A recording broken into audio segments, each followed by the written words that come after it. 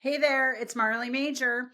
Before we dig in, don't forget to like, subscribe, and ring that bell because you definitely don't want to miss another glorious disaster here on Every Day's a Train Wreck.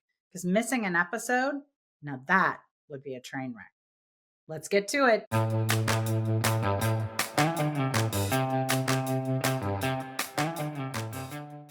Hi there, everybody, and welcome to another episode of Every Day's a Train Wreck. I'm your host, Marley Major, and I am so excited that you are joining me for this. And it will air on Christmas Eve for those of you who celebrate that. And today's episode is all about what luxury hotels get right and how you can steal it for your holiday entertaining. Because why not poach a good idea, right? So I'm taping this episode from the Sofitel Metropole Hotel in Hanoi because I am here. I was the head speaker or the keynote speaker at Vinh University in Hanoi, which is in Vietnam, which is the most amazing place. A whole other thing on that later. But I was talking about the future of AI, and I thought, why not tape the podcast here from this beautiful, magical hotel room?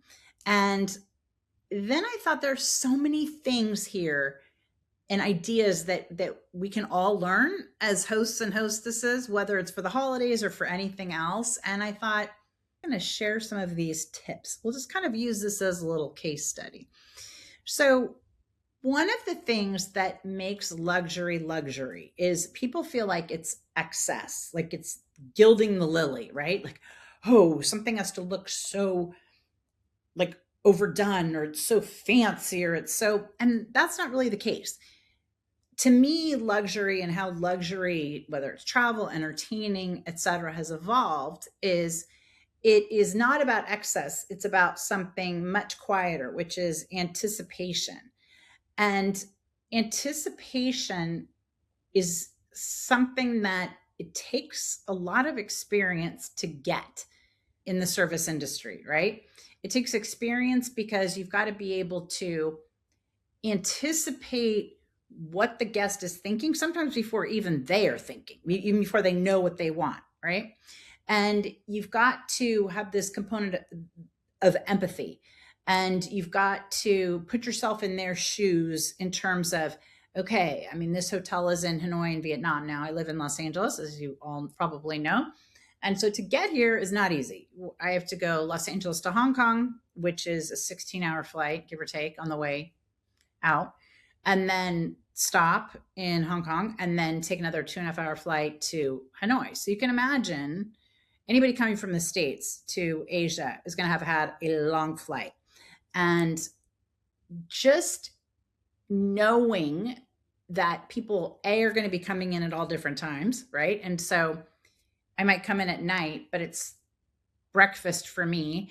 Or when you come and check in, they can just see that you're completely tired and exhausted. And I didn't even know my own name when I checked in. And they automatically are like, oh, would you like some warm tea? And they give you this tea. And anybody who knows me knows that I seem to go everywhere with a to-go cup. So bless them, because the tea was so good and so refreshing that they actually asked, going back to the anticipation component, whether I would like a paper coffee container to take it back to my room, because they could see I wasn't finished with it yet. And quite frankly, I didn't want to part with it. It was like my little snuggly blanket.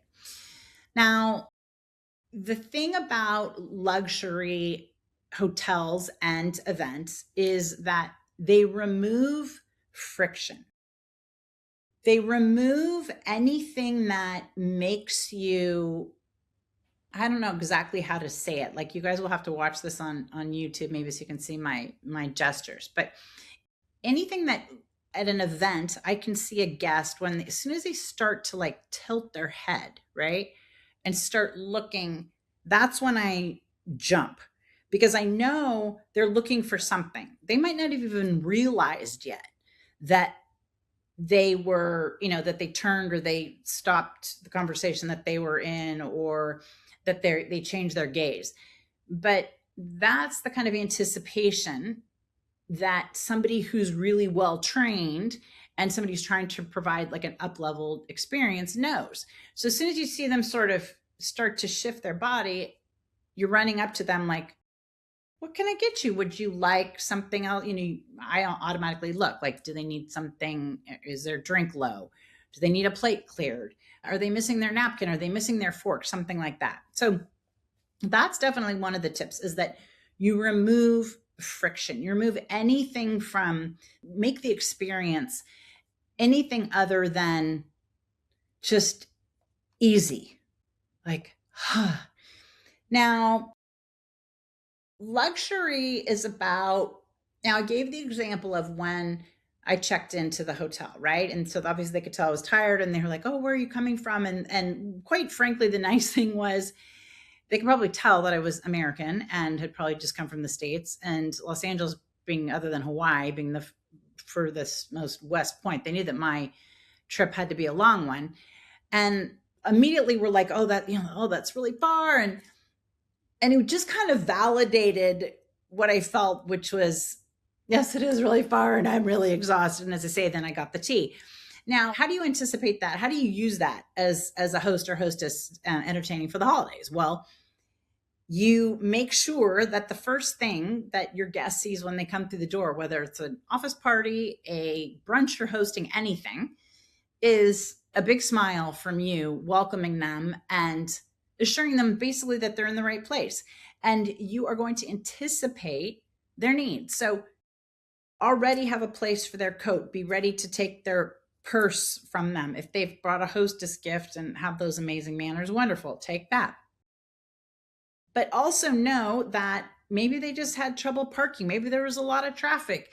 Maybe they are not sure if they're in the right place, right? So it goes back to that whole anticipation of greeting them, reaffirming that they're in the right place, getting them something to drink, kind of giving them the lay of the land, maybe even introducing them to somebody that is kind of nearby that you think they would be interested in talking to. But it's about figuring out what the guest wants before they even know it.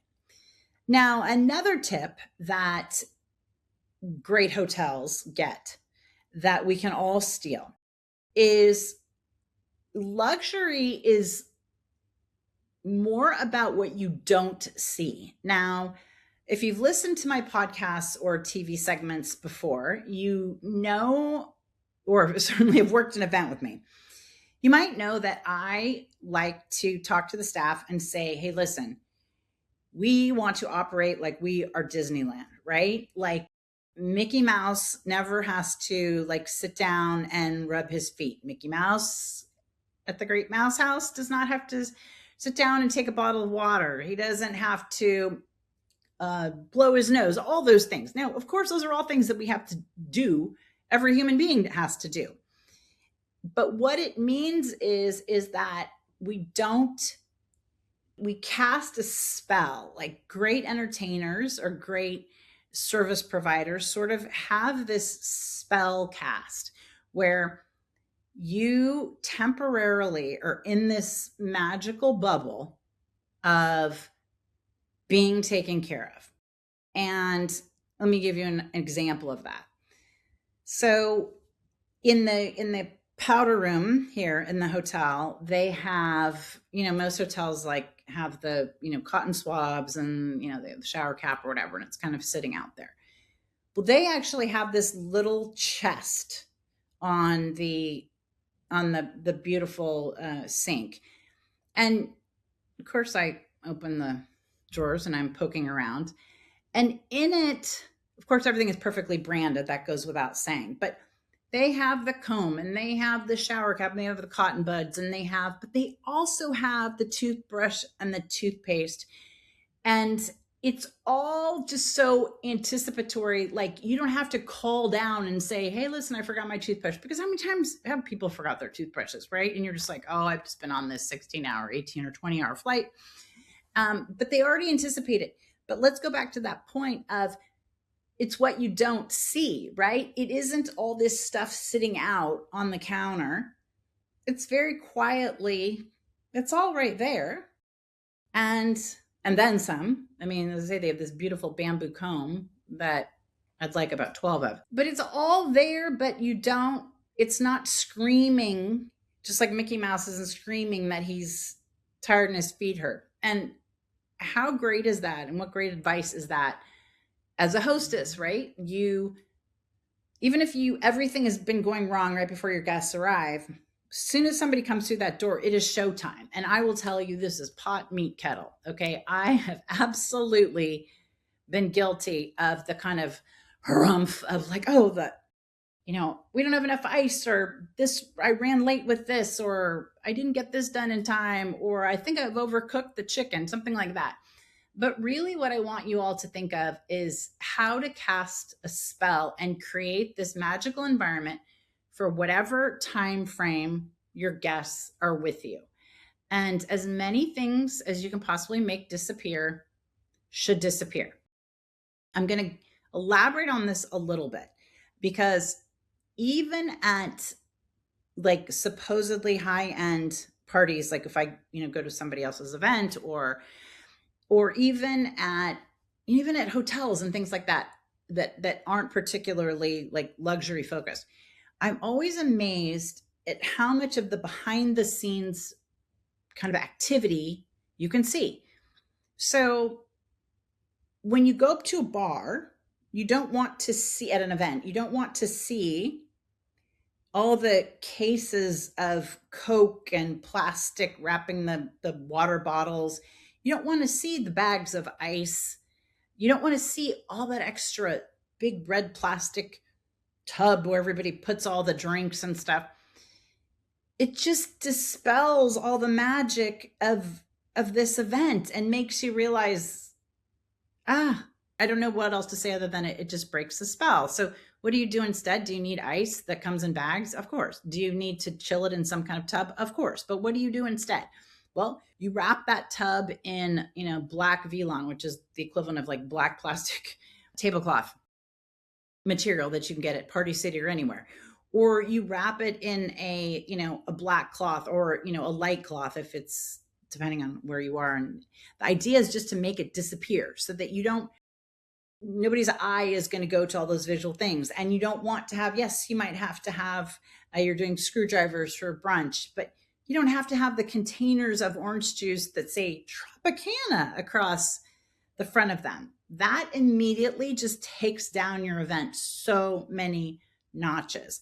And so what's an easy thing to do is decant the orange juice into some kind of, my God, you can get it up like the Goodwill, all kinds of different glass pitchers, or even they're like what hard alcohol or something would go in that are really inexpensive.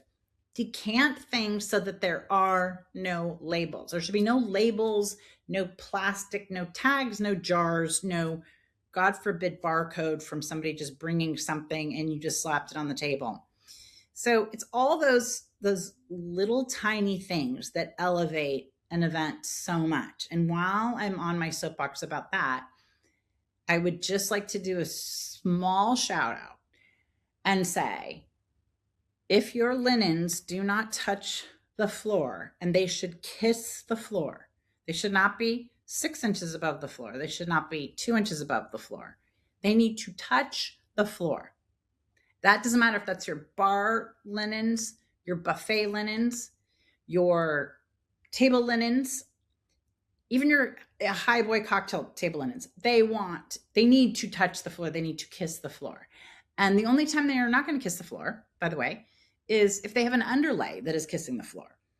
That's like the biggest rookie mistake. Now, another thing, which is totally off my luxury tangent, because there's not a luxury place in the world that would do this, but please, there are so few situations where a white chair of any kind should be placed. Okay. Whether it's a folding white wood, a white plastic, a white anything, it's just go for the natural kind of bamboo color folding chair if that's what you need to do.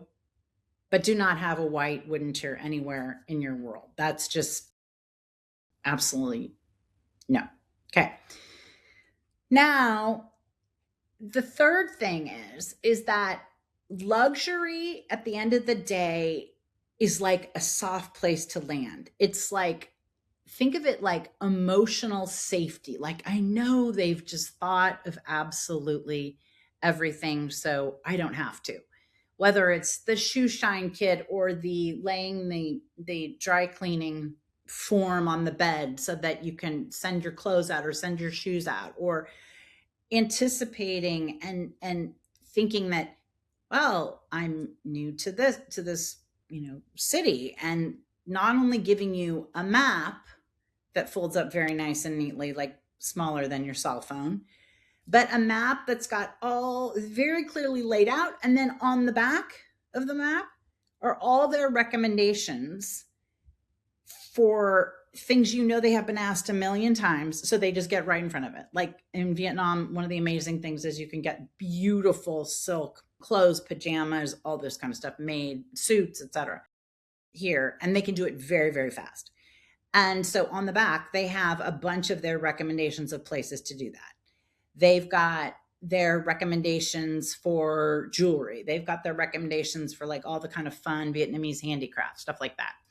So they are anticipating that, sure, doesn't make their lives easier, I guess, but they're anticipating that you are going to want to shop and wander around. And this is just an amazing place to start. And then you've got this little pocket map. Now, do we all have, our phones and we can get directions? Of course. But one of the things here is you want to have a SIM card, because you will get insane roaming charges.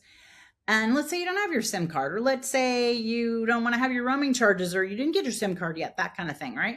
Then you've got all this stuff right there on the map. And then one of the things I did was I was researching where I wanted to shop and kind of just some other things. And decided I'm completely hopeless. There's not a chance in the world I'm ever going to be able to speak Vietnamese. And foreign doesn't even cut it.